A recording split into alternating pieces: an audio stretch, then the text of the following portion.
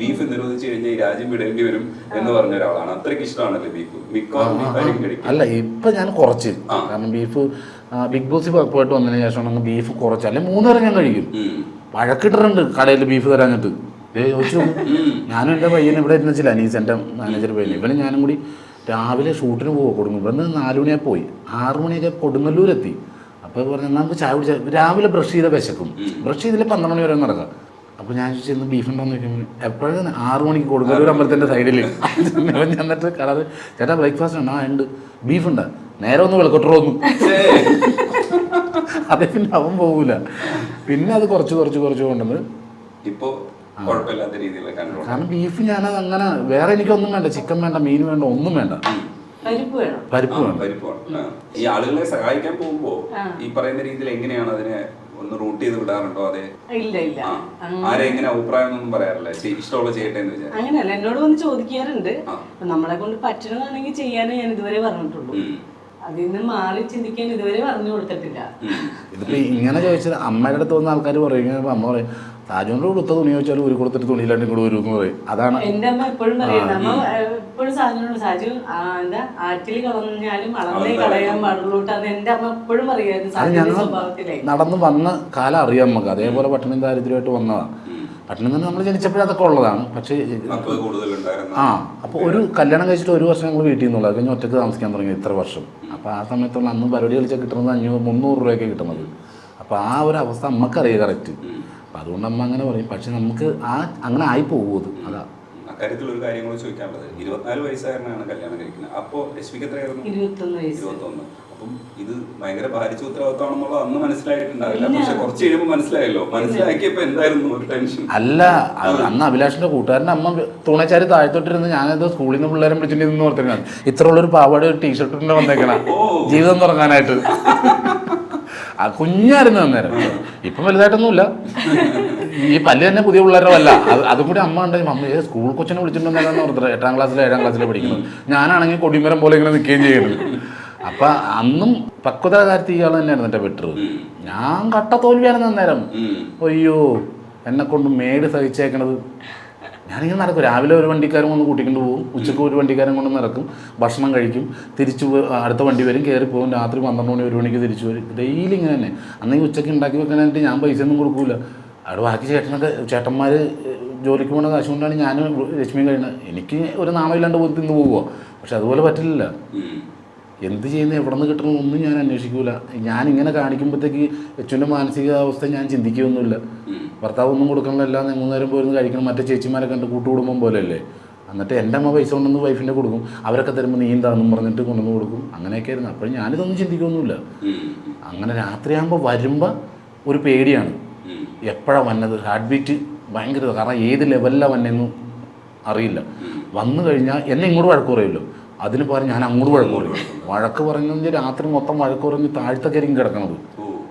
ഞാൻ അവിടെ കിടന്ന് കുറുക്കം വലിച്ച് ഉറങ്ങുകയും ചെയ്യുമ്പോൾ കട്ടിലേൽ. നെക്സ്റ്റ് കട്ട് കാണിക്കുന്നത് രശ്മി കട്ടിലേലിരിക്കണം, ഞാൻ കാലും പിടിച്ച് താഴ്ത്തിരിക്കുന്നുണ്ട്. രാവിലെ താഴാ ദൈവത്തെ ഓർത്ത് ഞാൻ വിചാരിക്കുന്നത് ഇന്നലെ അങ്ങനെ പറ്റിപ്പോയി, എന്ത് ചെയ്യില്ല എന്ന് പറയും.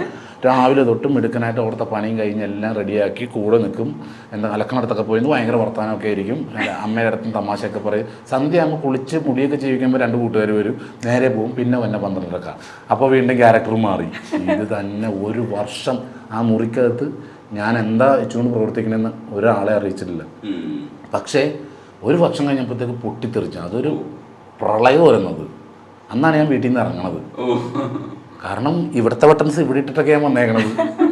പക്ഷെ എന്നെ ഉപദ്രവിച്ചിട്ടില്ല. എന്നെ വഴക്ക് പറയാൻ മൊത്തത്തിൽ ഇങ്ങനെ ഇരുന്ന് എന്തെങ്കിലുമൊക്കെ പറയും. പുള്ളിക്ക് കല്യാണം കഴിഞ്ഞപ്പോ വലിയ ആളായി എന്നുള്ളൊരു ഇതായിപ്പോയി, ഭർത്താവായി പോയി. ആ ഒരു ലെവലിലേക്കൊക്കെ ചിന്തിച്ചപ്പോ ഭർത്താക്കന്മാര് രാത്രി മാത്രമേ ഗൗരവമുള്ളൂ.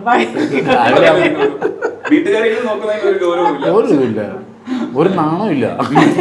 പക്ഷെ ആ ഒരു ദിവസം ഞാൻ റോട്ടിൽ ഞാനും ഒരു കൂട്ടുകാരൻ്റെ ബൈക്കിന് വന്ന് ഇറങ്ങണം. അപ്പോഴും ഇയാളുടെ കമ്മലൂർ പണയം വെച്ചിട്ട് വന്നേക്കണേ ഞാൻ, അല്ലേ.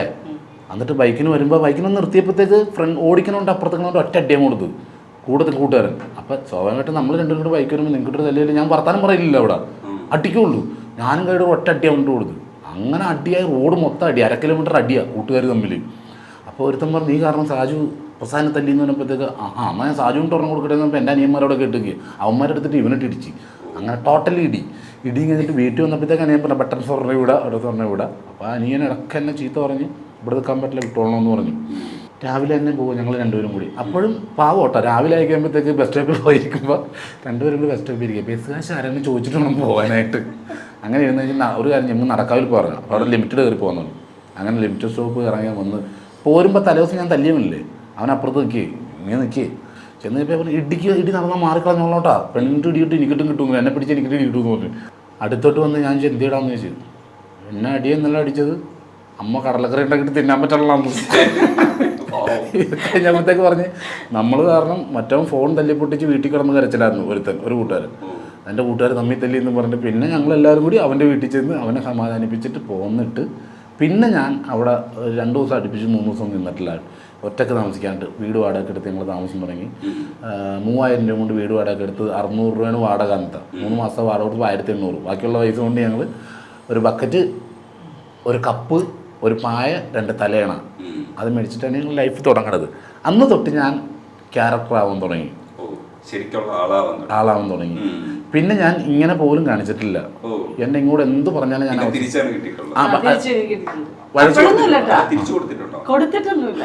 അല്ല വഴക്ക് പറഞ്ഞ് ഞാൻ കുറേ പറഞ്ഞു തന്നെ തൊണ്ടല്ലേ വെള്ളം വെച്ചിട്ടുണ്ടാ ഞാൻ ഒന്നും കിട്ടൂല എന്ന് പറയും.